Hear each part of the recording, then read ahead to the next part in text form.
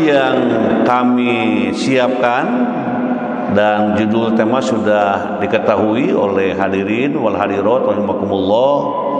Temanya adalah pendidikan nilai tauhidullah sebagai pondasi kehidupan. Ayat yang dikaji surah An-Nahl ayat 36. Jadi pendidikan nilai tauhidullah. Nilai tauhidullah ini sangat besar, sangat mendasar dan sekaligus sebagai pondasi kehidupan. Kalau kehidupan tanpa tauhidullah gitu ya, maka pondasinya tidak akan kokoh, tidak akan kuat. Mari kita lihat ayat yang kita siapkan. A'udzu billahi minasy syaithanir rajim. Bismillahirrahmanirrahim. Wa laqad ba'atsna fi kulli ummatin rasula fi kulli ummatin rasulan an i'budullaha wajtanibut taghut faminhum man hadallahu wa minhum man haqqat alaihi dhalalah fasiru fil ardi fanzuru kaifa kana aqibatul mukadzibin. Sungguh, nah ini kalimat awalnya dia dengan kata sungguh. Sungguh kami telah mengutus seorang rasul untuk setiap umat untuk menyerukan sembahlah Allah dan jauhilah tagut. Di antara mereka ada yang diberi petunjuk oleh Allah dan ada pula yang ditetapkan dalam kesesatan. Maka berjalanlah kamu di bumi dan perhatikanlah bagaimana kesudahan orang-orang yang mendustakan rasul-rasul. Ini cukup menggelitik ke dalam hati kita bahwa memang hidup ini harus tetap kokoh, kuat, jangan menjadi bengkok ataupun ikut kepada perbuatan-perbuatan tagut. Selanjutnya hadirin wal hadirat rahimakumullah, interpretasi para mufasir kita lihat dari ayat tadi. Yang pertama tafsir Al-Madinah Al-Munawwarah, sungguh kami telah mengutus seorang rasul kepada setiap umat untuk mengajak menyembah Allah semata dan memberi peringatan dari penyembahan berhala-berhala dan godaan setan. Begitu. Disungguh kami telah mengutus rasul-rasul. Ada berapa rasul? Ada berapa rasul dan nabi? 25 rasulnya. Ada 25 yang diberi pangkat kerasulan dan kenabian. Dan diutus para rasul itu kepada umatnya masing-masing. Kecuali Nabi Muhammad sallallahu alaihi wasallam diutus kepada seluruh alam jagat raya yang disebutnya apa itu? Rahmatan lil alamin. Itu. Jadi kalau Nabi Muhammad mah khusus ya.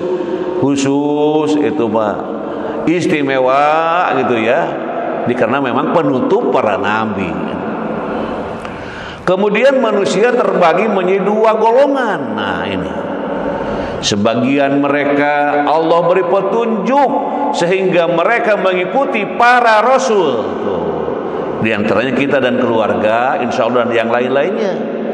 Dan sebagian mereka mengikuti jalan kesesatan hingga mereka layak tersesat dan hidup menderita. Jadi penderitaan itu ya itulah karena tidak mengikuti Rasul, tidak mengikuti apa yang diucapkan Rasul, apa yang dilakukan Rasul, tindakan-tindakan Rasul itu diabaikan. Jadi tidak mengikuti Rasul lagi. Akhirnya hidupnya itu tersesat. Dan orang-orang yang tersesat hidupnya menderita. Jadi berjalanlah di atas muka bumi dengan penuh penghayatan. Dan lihatlah kesudahan orang-orang terdahulu yang mendustakan para rasul. Tuh begitu. Jadi kalau kita berjalan, kita muhibah ataupun kita ya melancong ataupun piknik kemanapun di dunia ini, gitu ya. Di situ mungkin ada tanda-tanda yang diberi tanda apa tanda itu di situ. Ya mungkin di situ keberhasilan seseorang, ada monumennya. Ada juga tanda-tanda misalnya kehancuran dan sebagainya. Nah, ketika kita itu kalau kita berangkat pergi ke tempat yang jauh sambil muhibah gitu ya, sambil tapakur, terutama menjelajahi kehidupan yang terus akan melahirkan pembelajaran-pembelajaran yang kita buktikan. Selanjutnya hadirin wal hadirat rahimakumullah, dari Hidayatul Insan bi Tafsiril Quran. Nah ini Allah Subhanahu wa taala memberitahukan bahwa hujahnya telah ditegakkan kepada semua umat dengan mengutus kepada setiap umat seorang rasul yang menyerukan untuk beribadah kepada Allah dan menjauhi sesembahan selain Allah. Nah ini terhadap seruan Rasul tersebut, manusia terbagi menjadi dua golongan. Ada yang mengikuti para Rasul, baik dalam hal ilmu maupun amal, dan ada pula yang tidak mengikutinya. Dan inilah orang yang disesatkan Allah Subhanahu wa ta'ala. Na'udzubillahi min dzalik. Disesatkan. Sudah tidak bisa membedakan lagi mana yang benar, mana yang salah, mana yang haram, mana yang halal. Sudah gelap semuanya. Nah, kenapa? Boleh jadi mereka itu disesatkan oleh Allah Subhanahu wa ta'ala. Togut, tadi ada kata-kata togut ya di dalam ayat berapa tadi? Halo? Masih ingat ayat berapa? 36 An-Nahl. Alhamdulillah masih sadar, mudah-mudahan lancar terus ya. Togut adalah setan dan apa saja yang disembah selain Allah Subhanahu wa taala gitu. Kamu tidak menemukan seorang pun yang mendustakan Rasul kecuali akhir kehidupannya dengan dibinasakan. Nah, itu dalam tafsir yang kita baca. Selanjutnya hadirin wal hadirat rahimakumullah, Imam Ibnul Qayyim rahimahullah dalam kitab Fathul Majid memberikan pengertian yang cukup lengkap tentang togut. Beliau mengatakan bahwa togut ialah, nah ini, segala hal yang membuat seorang hamba melampaui batas dengan cara disembah, diikuti atau ditaati. Nah ini dalam kitab I'anatul Mustafil, kalimat jauhilah togut juga terkandung makna untuk meninggalkan segala sarana yang mengantarkan kepada syirik, syirik. Selanjutnya hadirin wa hadirat rahimakumullah, Syekh Abdul Rahman bin Hasan rahimahullah dalam kitab Fathul Majid mengatakan, ayat ini menunjukkan bahwa hikmah diutusnya para rasul adalah supaya mereka mendakwahi kaumnya untuk beribadah kepada Allah semata dan melarang dari beribadah kepada selainnya. Selain itu, ayat ini menunjukkan bahwa tauhid inilah agama para nabi dan rasul, walaupun syariat mereka berbeda-beda. Jadi memang di situ muncul ya bagaimana kebersamaan, pengakuan diri, tauhidullah, percaya yakin kepada Allah, dan dalam menjalankan ibadahnya nanti mungkin syariat yang akan muncul bisa berbeda-beda. Syariat itu jalan yang ditempuh. Misalnya syariat Nabi Adam, syariat Nabi Ibrahim dan lain-lainnya. Kemudian syariat Nabi Musa, Nabi Isa, termasuk Nabi Muhammad SAW. Nah, disitulah cerminan bahwa di mana manusia itu memiliki keyakinan dan juga syariat dalam pengamalan. Adapun istilah togut, para ulama menjelaskan bahwa togut mencakup segala sesuatu yang disembah selain Allah dan dia ridho dengannya. Oleh sebab itu sebagian salaf menafsirkan togut dengan, di sini tulisannya dukun paranormal, ada juga yang menafsirkan togut dengan setan. Jadi jangan main-main, jangan berteman dengan togut. Togut itu ya, Masya Allah. Oke, selanjutnya hari ini kita lihat nilai-nilai pedagogisnya seperti apa ini. Nilai tauhid sebagai inti pendidikan akidah. Nah ini, ulangi, nilai tauhid sebagai inti pendidikan akidah. Ayat ini mengingatkan pesan utama dari seluruh rasul adalah mengajak umat hanya menyembah Allah dan menjauhi tagut, segala bentuk sesembahan selain Allah. Ini menunjukkan bahwa pendidikan tauhid adalah landasan utama dalam Islam. Kalau ada orang-orang Islam misalnya tapi tidak bertauhidullah, tidak berkeimanan, tidak berkeyakinan, nah ini mungkin Islamnya hanya sekedar nama, tapi tauhidnya, keyakinannya belum dibangun sedemikian hebat. Demikian penting bagi seorang guru nih, guru, orang tua, tokoh masyarakat, agar mengingatkan peserta didik dan mengajaknya untuk menyembah Allah dengan memberikan contoh keteladanan untuk senantiasa taat kepada Allah dan menjauhi segala bentuk sesembahan selain Allah. Jadi guru itu insan paripurna, gitu ya. Guru itu sentral, tauladan para siswanya. Makanya jadi guru itu harus bangga. Dan semua manusia hakikatnya guru, ya, memberitahukan yang tidak tahu menjadi tahu. Mungkin di rumah ada orang tua, di sekolah ada guru, di kampus ada dosen, ya, dimanapun ada orang-orang yang selalu menunjukkan, mengarahkan supaya selamat dunia dan akhirat.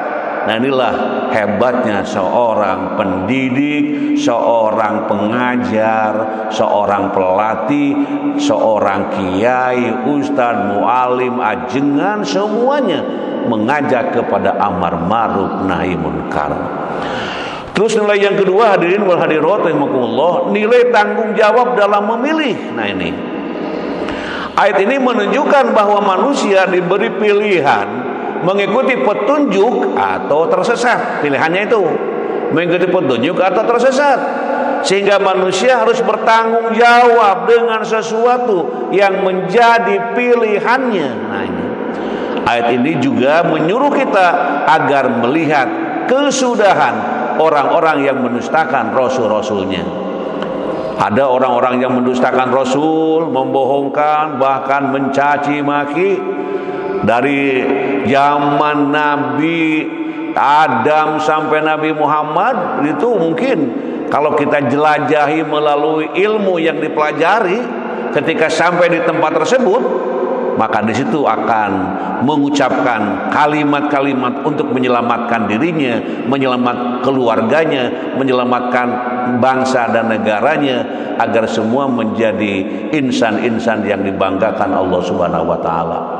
Demikian penting bagi seorang guru, orang tua dan tokoh masyarakat agar menanamkan sikap tanggung jawab kepada peserta didik agar mereka tidak salah jalan dalam menentukan pilihan hidup, dan peserta didik dapat mengambil pilihan jalan petunjuk dan meninggalkan perbuatan-perbuatan yang sesat. Jadi jangan berhenti.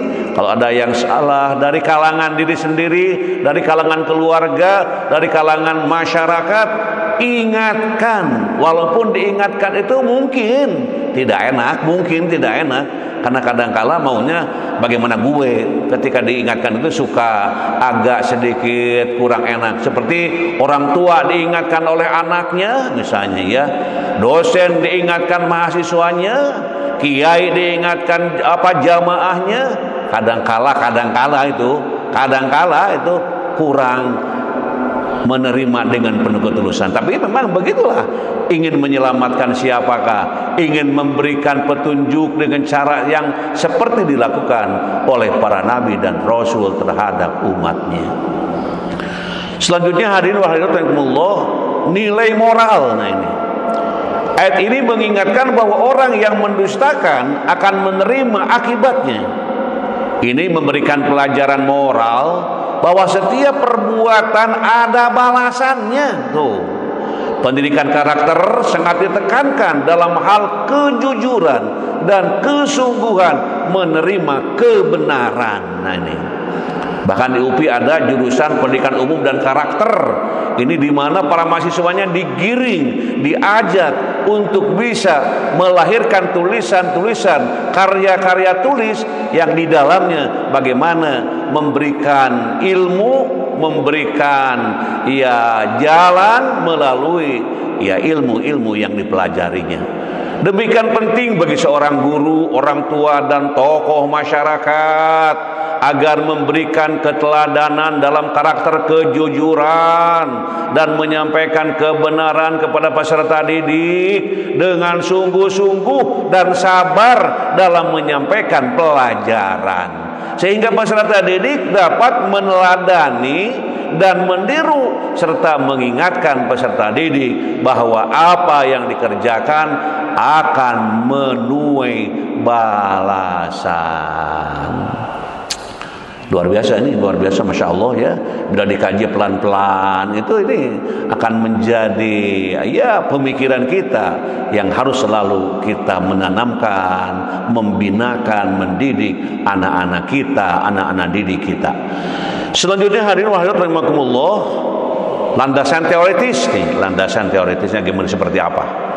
Kata tauhid di dalam bahasa Arab merupakan bentuk masdar dari kata kerja wahada yuwahidu tauhidan. Nah, kata orang pesantren ya, suka suka ngerab apa tuh? Tasrif.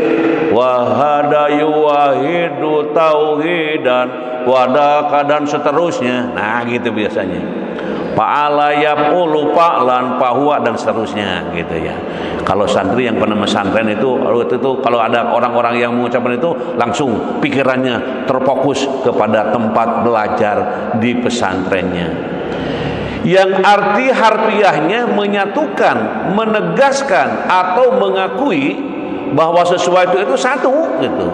Dengan demikian secara bahasa tauhidullah berarti menyatukan Allah, mengesahkan Allah atau mengakui bahwa Allah itu satu. Sedangkan secara istilah tauhidullah bermakna mengesahkan Allah dalam hal-hal yang merupakan kekhususan bagi Allah serta tidak menyekutukannya dengan apapun, baik dalam hal rububiyahnya, uluhiyahnya maupun asma dan sifat-sifatnya. Nah, itu lebih gampang diungkapkan di situ. Selanjutnya hadirin wal hadirat rahimakumullah, ibarat sebuah bangunan. Nah ini, maka tauhid adalah pondasi dan pilar-pilar penegak kehidupan.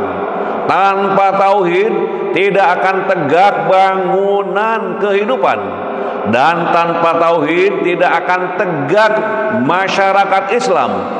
Dari Ibnu Abbas radhiyallahu an, beliau menuturkan bahwa tatkala Nabi Muhammad SAW mengutus Muaz bin Jabal radhiyallahu an ke negeri Yaman, maka beliau berpesan kepadanya, sesungguhnya engkau akan mendatangi sekelompok orang dari kalangan ahli kitab. maka jadikanlah perkara pertama yang kamu serukan kepada mereka adalah syahadat la ilaha illallah. Dalam sebagian riwayat disebutkan supaya mereka mentauhidkan Allah Subhanahu wa taala. Itu diambil dari hadis Bukhari dan Muslim. Tegas di situ amanat yang disampaikan kepada Mu'ad tadi ya, kepada yang diutus. Nah ini termasuk orang tua kalau mengutus anaknya ingin ke Bandung, ingin kemana kuliah, maka berikan pesan-pesan kepada para mahasiswa yang akan meninggalkan tempat tinggalnya sementara. Silakan Anda pergi ke kota mana untuk talabul ilmi ya. Nah gitu.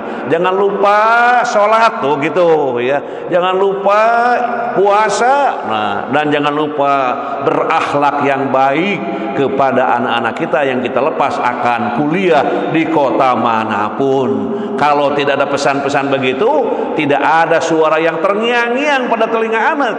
Ketika azan berkumandang sedang ada di tempat kosan, karena tidak ada amanat, ya cuek-cuek saja. Adan berkumandang, ya. Kenapa? Karena tidak ada pesan yang khusus dari orang tuanya terhadap anak yang akan belajar mencari ilmu, mencari doa Allah di tempat dimanapun dia belajar. Kalau para orang tua lupa, ketika ketemu nanti amanatkan kepada anak-anaknya supaya jadi aset untuk kebahagiaan dunia dan akhirat. Selanjutnya hadirin wa hadirat Allah, dalam ajaran tauhid ada 3 dasar hal yang dibicarakan, yaitu pertama ilahiyat, yaitu hal-hal yang berkaitan dengan Tuhan, baik sifat-sifatnya, perbuatan-perbuatannya, dan hubungan antara Tuhan dan hamba-hambanya.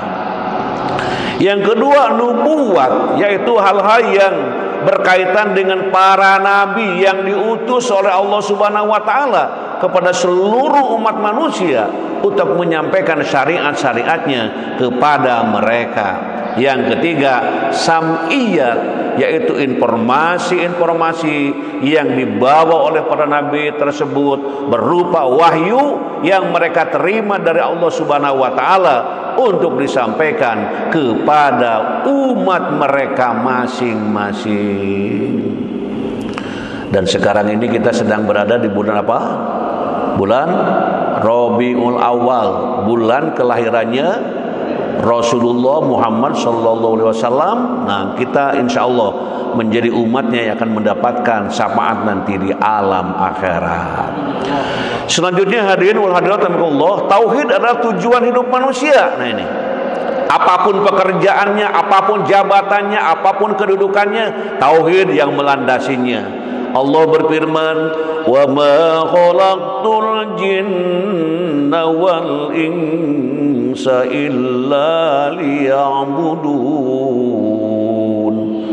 Dan aku tidak menciptakan jin dan manusia melainkan agar mereka menyembah kepadaku. Tuh. Jadi tugas kita itu menyembah. Saya pernah ditanya dan saya bertanya, Anda mau ke mana? Mau ke anu untuk apa? Untuk anu. Nah sebenarnya hidup di alam dunia untuk menyembah Allah, sebagaimana ayatnya yang sudah pada hafal semuanya. Di makna dari menyembahku dalam ayat ini adalah mentauhidkan Allah, sebagaimana dijelaskan oleh para mufassir. Maka tujuan utama hidup kita adalah menegakkan tauhid dalam diri dan lingkungan. Masya Allah, luar biasa hidup kita ini punya tujuan, punya arah yang harus ditata, yang harus dimanage, sehingga kebahagiaan dunia akhirat menjadi kenyataan insya Allah. Selanjutnya hadirin wa hadirat rahimakumullah, zaman sekarang. Nah ini zaman sekarang. Kalau nyebutkan zaman sekarang bukan zaman yang nanti ataupun yang sudah, sekarang ini mah gitu. Kan zamannya terbagi berapa zaman? Waktu? Halo? Terbagi 3. Waktu yang lalu, terus waktu yang sekarang, waktu yang akan datang. Waktu yang sekarang sedang di mana kita? Sedang di hadapan laptop, sedang di hadapan siapa? Nah gitu. Zaman sekarang penuh dengan godaan dan bentuk-bentuk kesyirikan modern yang sering tidak disadari. Di antaranya percaya pada ramalan, kemudian mengandalkan jimat, mempercayai kekuatan mistik, bahkan meminta pertolongan kepada kuburan, orang-orang yang dianggap keramat. Semua ini bertentangan dengan prinsip tauhid. Halo? Nah itu ya salah satunya. Maka tadi zaman sekarang, bukan zaman setelahnya, bukan zaman yang akan datang, sekarang ini gitu.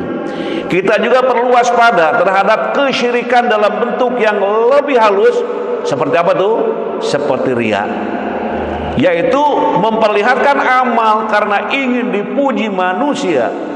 Oleh karena itu, mengokohkan tauhid bukan hanya tentang menolak berhala atau dukun, tetapi juga memperbaiki niat dalam beramal, menjaga hati agar hanya tertuju kepada Allah, dan membersihkan jiwa dari ketergantungan kepada selain Allah. Dosen mau berangkat ngajar di kampus, niatkan semata-mata ibadah untuk mendapatkan ya keberkahan dan rahmat dari Allah.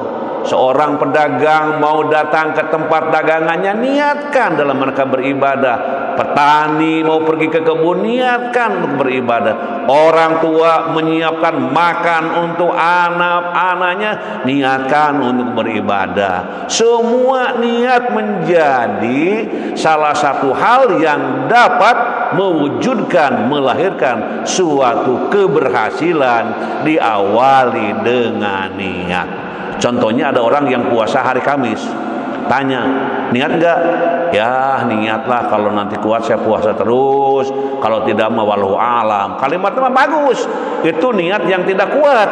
Begitu jam 8 ada tukang dagang makanan, dia lihat kiri, lihat kanan. Mengapa? Tidak kuat niatnya. Tapi kalau kuat niatnya, saya bismillah hari ini, hari Senin, dalam hati ngomongnya, jangan keras-keras gitu ya, akan puasa sunat Senin karena Allah Subhanahu wa taala. Insya Allah kuat dalam menjalankannya. Niat menjadi energi, niat menjadi hal yang menguatkan. Oke, selanjutnya hadirin rahimakumullah, Allah Subhanahu wa taala berfirman, kita baca pelan-pelan. Qul innama ana basyarum mislukum yuha ilayya annama ilahukum ilahu wahid faman kana yarju liqa'a rabbih falyamal amalan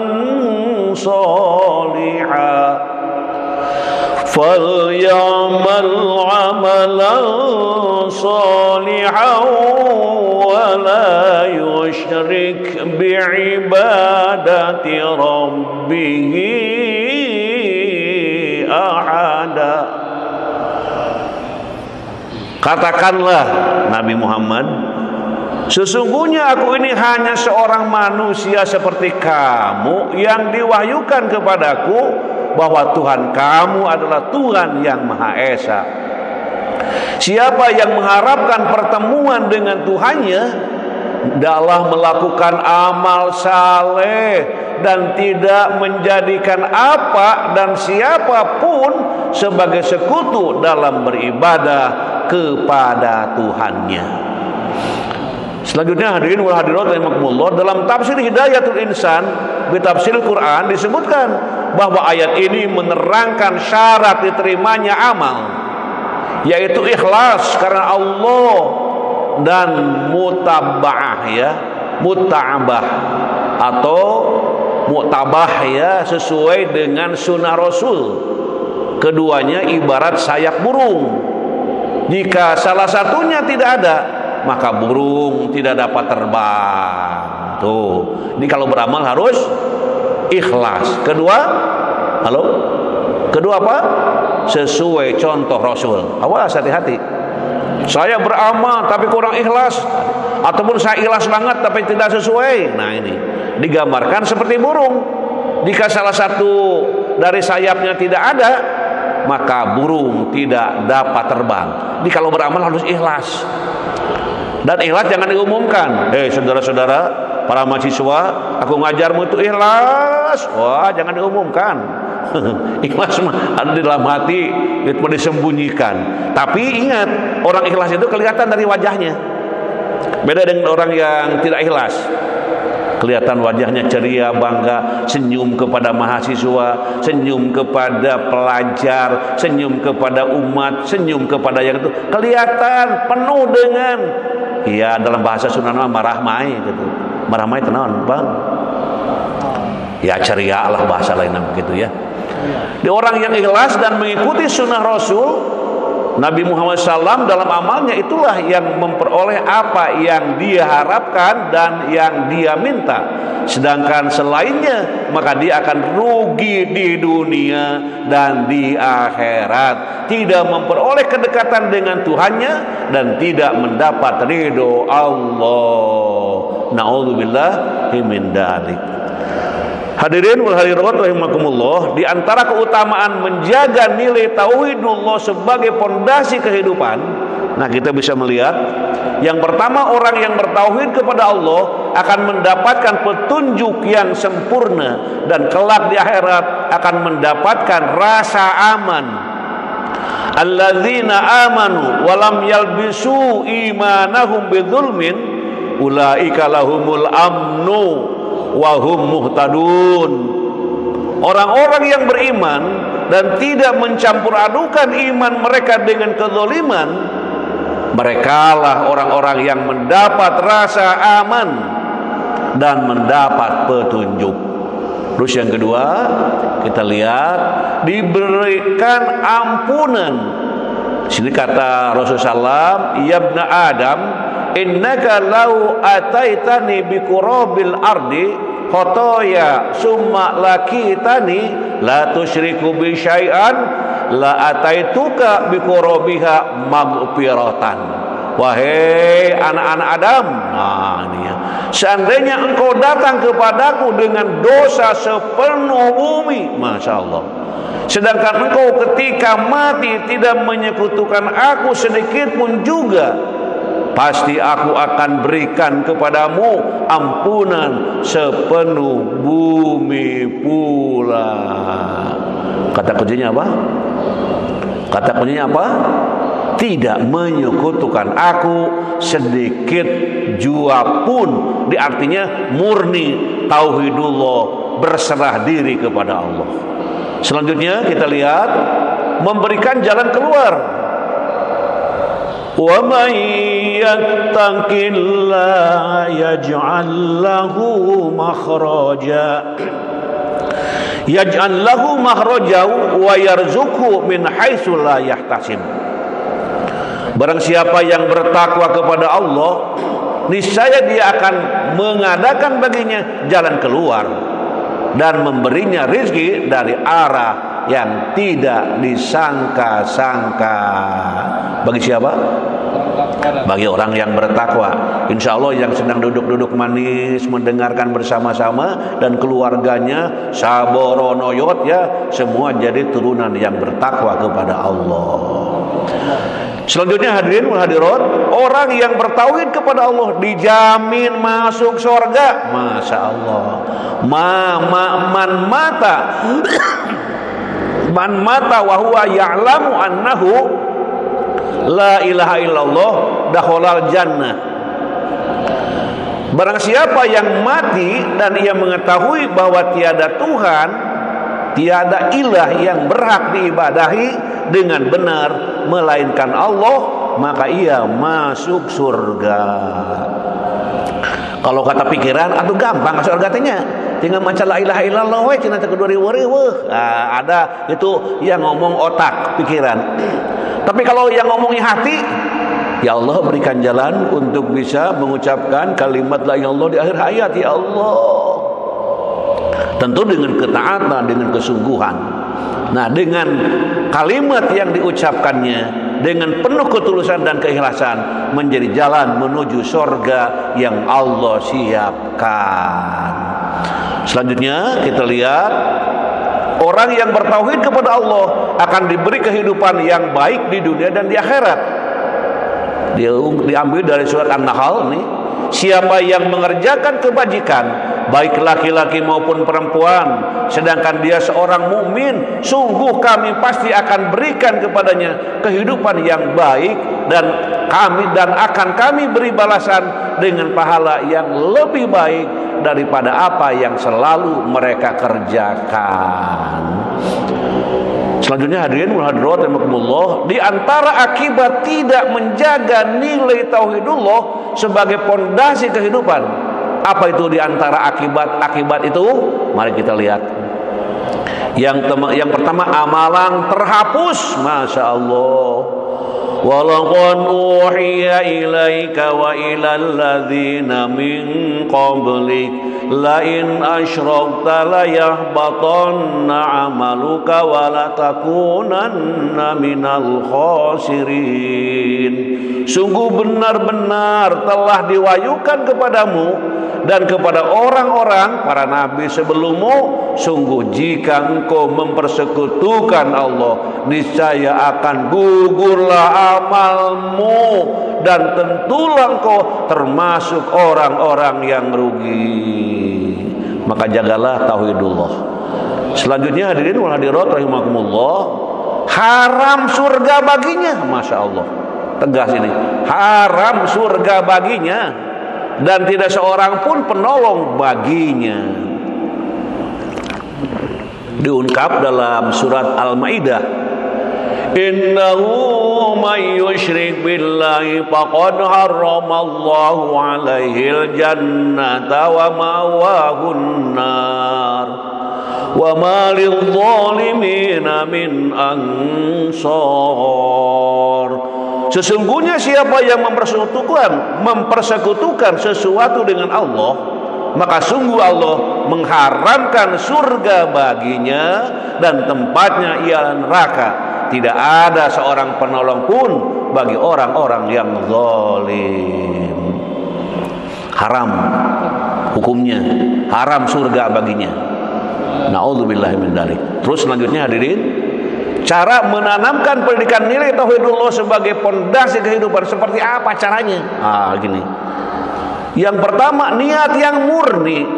Innallaha la yanzuru ila suwarikum wa amwalikum, walakin yanzuru ila qulubikum wa a'malikum.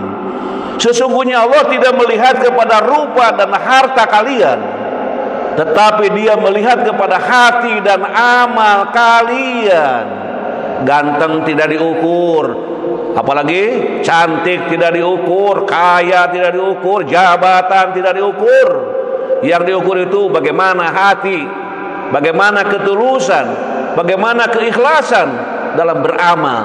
Ini yang dilihat oleh Allah Subhanahu wa taala. Yang kedua hadirin wal hadirat rahimakumullah, mempelajari ilmu dan senantiasa jauhilah syirik hati seperti ria, ujub, sombong dan membanggakan diri. Hati-hati. Ya, sebagai manusia mungkin ada ria, pakai sepatu baru, ada niat, kenapa orang-orang gak muji-muji ya?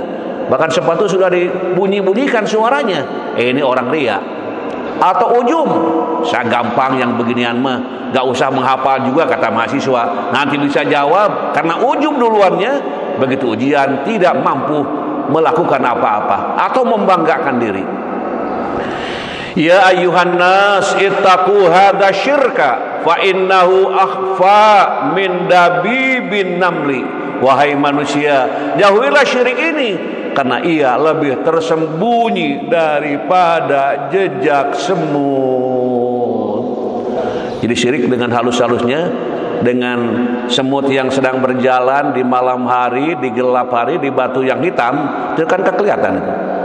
Hadis ini menunjukkan bahwa syirik bisa sangat halus dan tersembunyi, dan orang tidak akan bisa selamat darinya kecuali dengan ilmu. Tentu ilmunya ilmu dinul Islam, ilmu tauhidullah. Terus yang ketiga hadirin wal hadirat rahimakumullah, memperbanyak doa agar dihindarkan dari kesyirikan dan meminta dikuatkan tauhid kepada Allah. Wa idz qala Ibrahim Rabbi ij'al hadzal balada aminan wajnubni wa baniya an na'budal asnam. Ingatlah ketika Ibrahim berdoa, ya Tuhanku, jadikanlah negeri ini, saat itu negeri Mekah, negeri yang aman, dan jauhilah aku beserta anak cucuku dari penyembahan terhadap berhala-berhala. Kalau Nabi Ibrahim doanya karena beliau itu berada di Mekah. Kalau kita berada di mana? Di Indonesia. Nah, ini orang Indonesia baca doa ini. Ya Tuhanku, jadikanlah negeri ini, negeri Indonesia, negeri yang aman, dan jauhilah aku beserta anak cucuku dari penyembahan terhadap berhala-berhala. Insya Allah umat Islam ada presentasenya cukup banyak di Indonesia. Bila mengamalkan doa ini, Indonesia itu insya Allah sebagaimana yang diungkapkan. Terus selanjutnya hadirin hadirat, kisah teladan. Kita lihat kisah teladan. Nabi Ibrahim diutus bukan untuk Makkah, melainkan untuk tanah Syam, Palestina, Suriah, Yordania, dan Lebanon dan sekitarnya. Beliau hidup di tengah kaum yang menyembah patung dan berhala-berhala sebagai tuhannya. Lahir di sebuah tempat bernama Faddam A'ram, negeri Syam, dalam kerajaan Babylon yang pada waktu itu diperintah oleh seorang raja zalim bernama Namrud.